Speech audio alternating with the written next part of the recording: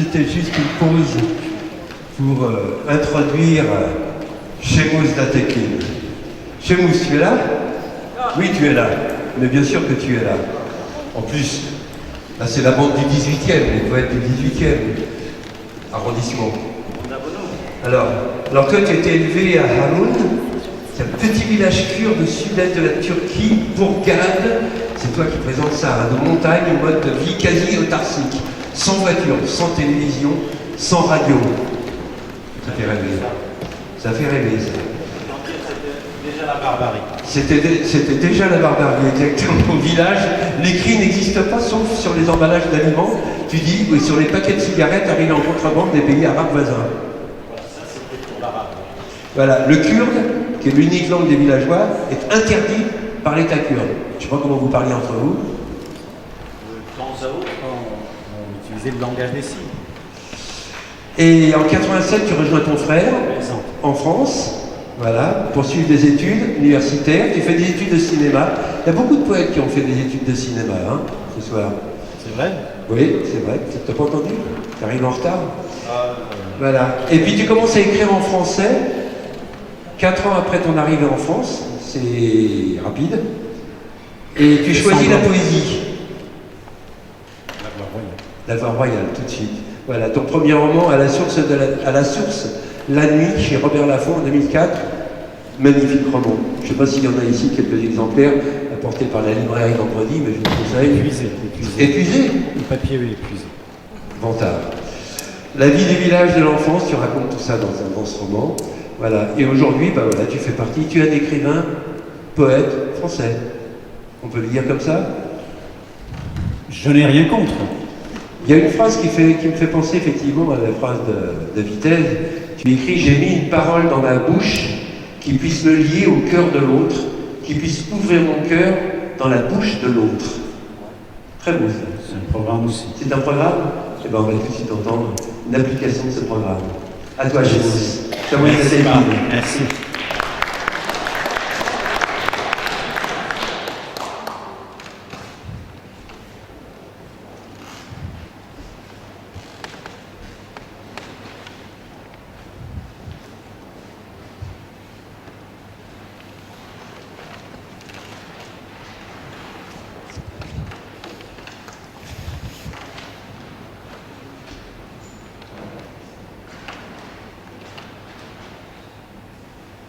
Personne ne me répond, tu le sais. Je ne pousse dans la tête de personne, tu le sais aussi. Je ne peux même pas être fraîcheur dans le feu qui brûle chacun, tu le sais. Ce que je dis de ma colline me déformera un peu sur ta colline. Ce que je lance de ma colline t'enfermera dans ta colline. Nos cris montent à mesure que nous nous ignorons. Nous le savons aussi. Le savoir ne nous est d'aucun secours, nous le savons, sans qu'on ne comprenne sur quel fil mener le reste de notre parole. Je regarde avec mes yeux qui ne voient rien de ce qui me fait face et ne me voient pas. Je regarde ce qui me perd dans les bruits. Je creuse l'œil pour le remplir de ce qui manque à ma vue, pour devenir tronc, devenir pierre, et que la mouche me contourne de la même manière qu'elle contourne le tronc et la pierre. Qu'elle se pose sur moi de la même manière, pour que tu puisses vivre dans l'intimité de la mouche, un peu parole, un peu soif, dans l'éloge des courbes et de l'eau qui les égrène. Je sais que la fourmi est de la même couleur que la terre que j'avale. Même si j'ai pu me remplir la panse de fraises sauvages, de pousses de sapin, renifler quelques restes, apercevoir les cimes de quelques arbres, à l'écart des cannes et des yeux. Mais la mouche sait que l'araignée la guette, que ses pattes sont prises. Elle sait que ses ailes peuvent l'enfermer. Ils savent que leur course peut s'achever dans ma bouche.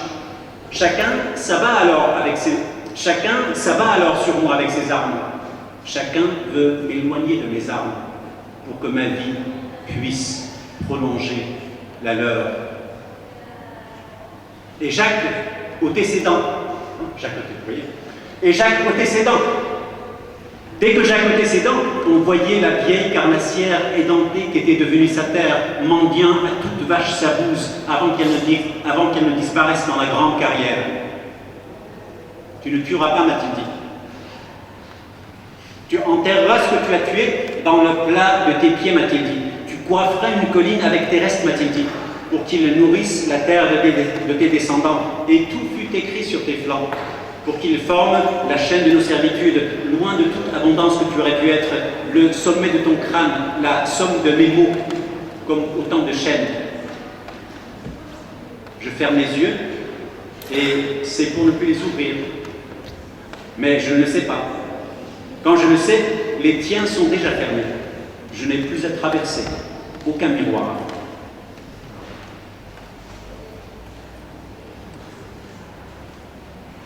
Un par un, j'arrache tes doigts, je brûle tes cheveux. Une par une, je pique tes joues, j'éteins tes pupilles. Mais tu persistes dans ce qui continue de se dire en moi, comme pour dire, chacun est le dépositaire de sa vie. Je suis ce qui reste de la mort de chacun.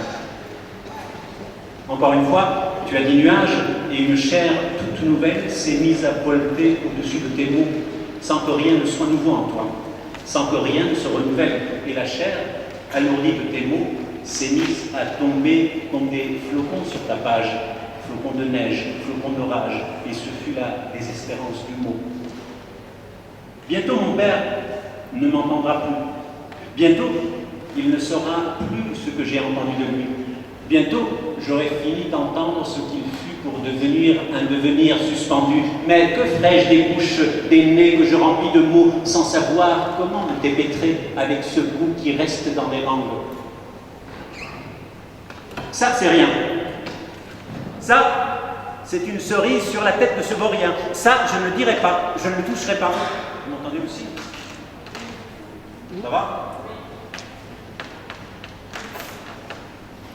Ça, c'est rien. Ça, c'est une cerise sur la tête de ce vaurien. Ça, je ne le dirai pas, je ne le toucherai pas. Avant, je sortais d'une mine, et la tête et la mine étaient contentes. Je pouvais me faire très pointu, et ce que j'écrivais sur une gomme, je pouvais l'effacer d'une autre. Je pouvais disposer les mots en forme d'escalier pour toucher la neige qui était sur ta tête. Je n'avais besoin de les dire à personne, même pas au W qui mettait un point d'honneur à ne pas se laisser écrire. Mais je lui trouvais tant de formes que ça lui donnait du tournis. J'oubliais exprès le point du i pour m'y percher et guetter ce qui passait aux alentours, quitte à ne rien apprendre de ce qui sera après. Mais peu importe, je continuerai pour que chaque mot puisse se voir dans le miroir qui est de l'autre côté, même si je ne suis jamais sûr que le miroir ne devienne piège et ne nous enferme de chaque côté. On a dit, sous chaque mot sommeille un rêve qui n'a pas été dérangé. On m'a dit, on y trouve des oiseaux par rangées. On m'a dit, il y a des oiseaux enragés qui ne savent par quel mot passer, comme ces châteaux dressés qui hésitent entre ciel et rêve. Je suis innocente, dit-elle. Je suis innocence même de tes yeux. Je suis ce que tu te caches, dit-elle. Je suis dans les plis de tes mains. Je suis la peau qui restera sur ta langue quand tu n'auras plus de parole, dit-elle. Un gant perdu, une patte que tu n'auras plus à traîner. Nous reviendrons après, une prière dans une pierre, un mot tombé de la bouche, une goutte de sang qui ne laissera nulle trace, une marche qui se fera sans pattes, qui n'est que toi, qui n'est qu'en dehors de toi. Le vent qui remplit le gant, qui se remplit de son, et ses fenêtres qui s'ouvrent pour nous réveiller, on ne sait à quel envol. Ça ne se sait pas. Ça ne se sépare pas de ce qui se sait, de ce qui se tait, de ce qui persiste dans le terre, de ce qui disparaît dans le dire, de ce rêve qui ne se fait pas, qui ne saurait se faire, tandis que le feu aussi se nourrit de ce qu'il touche. Tu ne pourras même pas recommencer le cours de cette feuille dans les failles de cette bête. Même pas remonter le fil de cette toile jusqu'au trou de l'araignée qui ne cesse de la pondre. Même pas chausser les ailes de cette mouche et te poser dans la famine de l'araignée pour goûter à d'autres entrailles. Même pas sortir de tes possibles pour voir l'étendue des impossibilités. Même pas sortir de ta tête pour aller jusqu'au fond de ce creux et voir si dans chaque pont ne sommeille une divinité. Une araignée passe voir si je suis en vie. Elle détache une fourmi de mon corps. J'effrite une de mes extrémités et les ensevelis pour qu'aucune route ne se dégage de leurs pas à mes jours. Une racine se mêle à mes cheveux pour nourrir je ne sais quel volatile qui passe au-dessus de ma demeure. J'attrape le premier à ma portée et le déplume pour couper court à toute circulation entre ma tête et l'extérieur, le temps que toute bouche trouve une pensée, qui la bouclera pour finir avec toute pensée. Que trouvera ma main si elle montait? Pisse chaude ou source fraîche, mont qu'on déboise ou ventre qu'on reboise, sans jamais savoir de quel gouffre nous sommes le départ. Elle est belle la montagne, comme une rebelle qui va se faire dévorer par le feu. Elle est rebelle la montagne, comme une belle voulant se défaire de l'étreinte qui voudrait la dévorer. Elle est belle la montagne, comme une rebelle qu'on dénude de sa chair. Elle est rebelle la montagne, comme une belle qui chancelle avant de tomber sous le feu des sentinelles, une pomme qu'on croquera jusqu'au trognon de sa mort. Je suis resté avec ce même tonneau accroché au cou. Depuis que je cherche un cordon à couper, je ne trouve plus que des cordes à mon cou qui me relient à je ne sais quel reste. Mais regarde, tu poses une question à la dame, elle enlève ses oreilles pour te répondre.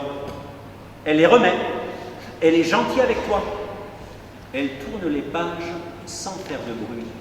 Elle écoute sa tête sans bruit. Elle sépare ses cheveux des tiens sans bruit. Elle bourre sa tête de sons et de cris sans bruit. Elle éloigne sa tête de ton haleine sans bruit. Elle pose ses doigts sur ton silence sans bruit. Tu la laisses disparaître sans avoir compris ses bruits. Mais comment faire pour qu'une main touche la mienne avec passion avant que ne disparaisse de l'horizon ce petit nuage? Merci.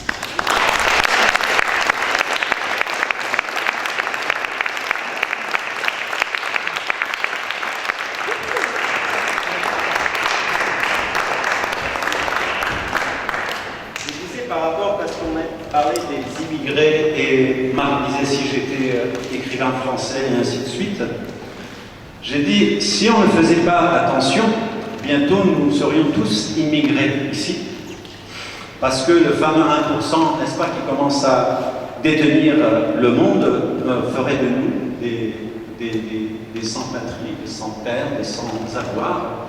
Donc faisons attention à toutes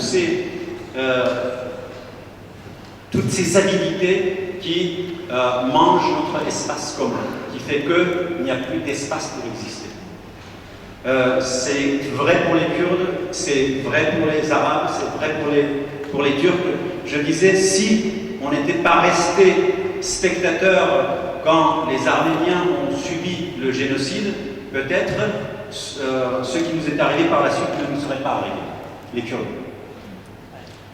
Et si les Arabes, quand Saddam est allé bombarder Al-Aqsa, vous vous souvenez de Al-Aqsa en 88, si il s'était mis debout, il n'y aurait pas eu Alep par la suite. Et si aujourd'hui nous laissons un peu ce qui se passe sans réagir, demain on ne sait pas ce qui peut nous attendre. C'est un peu comme dans le poème de Brecht. Quand on est venu le chercher, il n'y avait personne pour faire quoi que ce soit. Donc je crois qu'il y a une conscience planétaire, une conscience du prochain qu'il faut développer sans attendre à ce que les uns et les autres soient chassés de chez eux. Mais cette conscience est immédiate et la poésie, si elle peut continuer, elle peut contribuer à cette conscience-là, donc elle a son utilité. Merci en tout cas de votre présence et merci à Marc.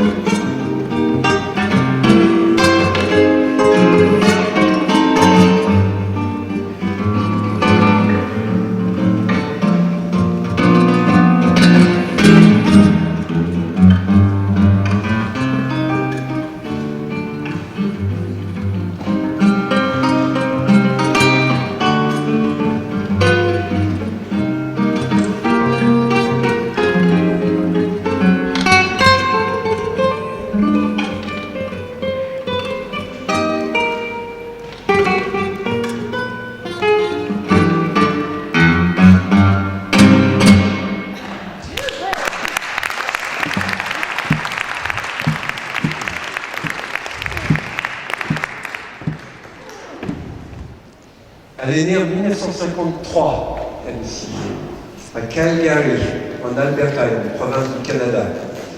C'est une écrivaine franco-canadienne, d'expression anglaise et française. À l'âge de 20 ans, elle arrive à Paris pour poursuivre ses études, puis décide d'y rester. Je la cite. « J'ai vécu une adolescence assez sombre, et mes débuts dans l'âge adulte ont été compliqués, j'étais anorexique, suicidaire.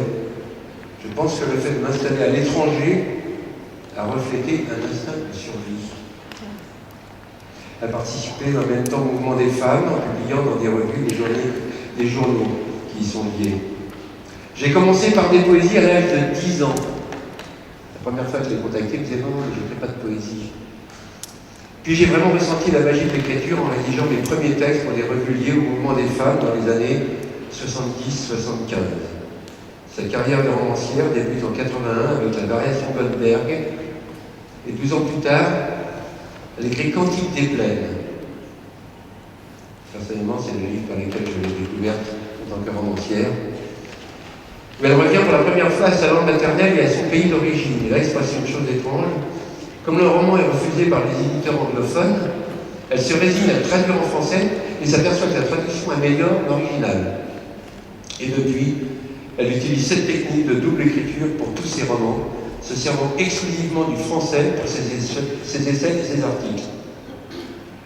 Nancy Houston est aussi musicienne, elle joue du piano, de la flûte et du clavecin. Mais là, c'est simplement ta voix qui va nous donner à entendre, je crois, Nancy. Alors, tu vas nous lire quelque chose, je ne sais pas quoi, mais qui a à faire avec cette... Est-ce que j'ai bien résumé? Tu vas lire des poèmes. Tiens, je t'installe le micro, tu le gardes à la main. Qui a commandé un train, c'est parfait.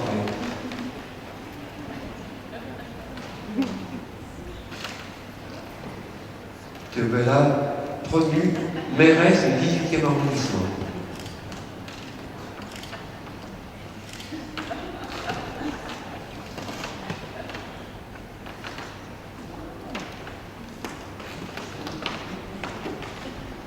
Feu le vivant. On s'élance son cours pour fuir l'incendie qui brûle en nous. Fouetté par le vent de notre course, le feu de la vie s'étend, nous jette dans la panique, on accélère. L'adrénaline de notre peur fait monter les flammes plus haut encore. Nos battements de cœur martèlent le rythme de notre fuite. Tambour scandant cette course folle qui nous projettera enfin hors couleur, corps étant consumé, cendres flottant, puis ne flottant plus.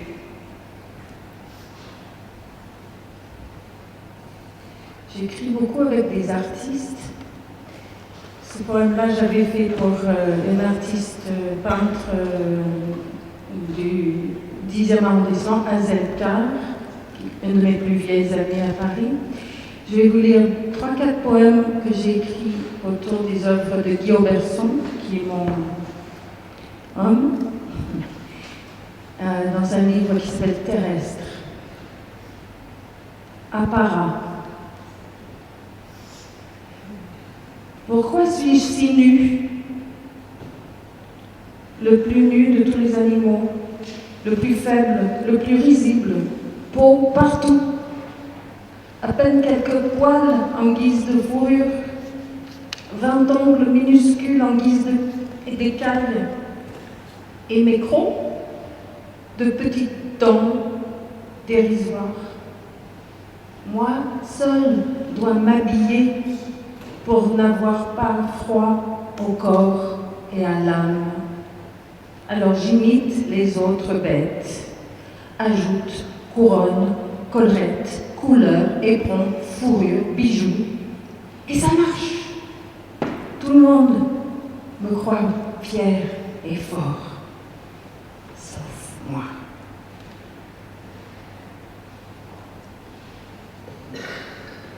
Suite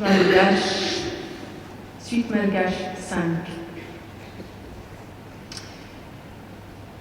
Plus digne que la nôtre, la douleur des animaux. Jamais ils ne demandent, ô Dieu qui n'existe pas, mon père, pourquoi m'as-tu abandonné? Ils font confiance. Et quand vient la trahison qui les tue, ça les attriste, mais ils n'en tirent pas de conclusion métaphysique.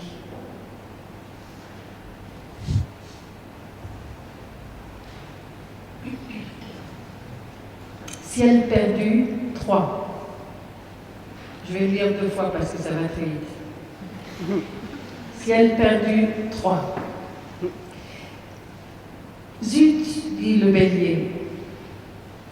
Qu'avait-il, cet ange, à venir s'immiscer dans les affaires d'Abraham? Encore. Zut, dit le bélier, qu'avait-il, cet ange, à venir s'immiscer dans les affaires d'Abraham?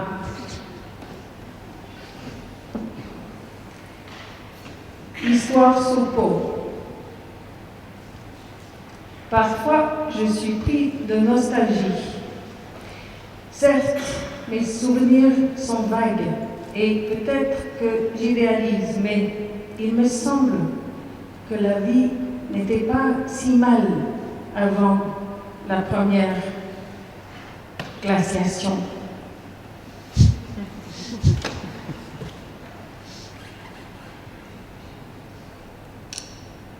Personal Mountains, White. Et puis, il y a cela, ineffable, inattendu, immérité, soudain pénètre en nous, se mêle à nous, nous transporte et nous élève. La beauté du monde.